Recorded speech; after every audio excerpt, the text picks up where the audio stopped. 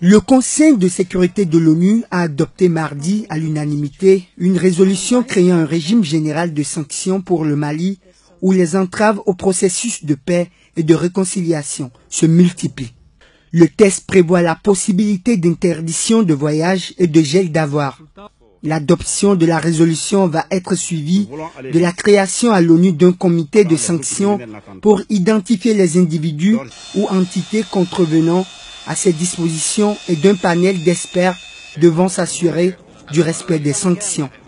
La désignation d'individus ou d'entités sera liée à des violations du cessez-le-feu, à des obstructions à la mise en œuvre de l'accord de paix, à des attaques contre les forces armées maliennes ou les casques bleus, à des violations des droits de l'homme ou à des obstacles à l'acheminement d'aide humanitaire.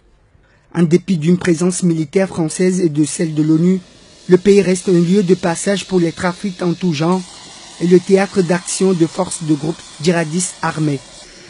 Pour la France, le régime de sanctions a été demandé par le Mali lui-même. Dans une lettre en août, l'objectif de sa création est d'abord dissuasif et vise à éviter un déraillement complet du processus de reconstruction du pays.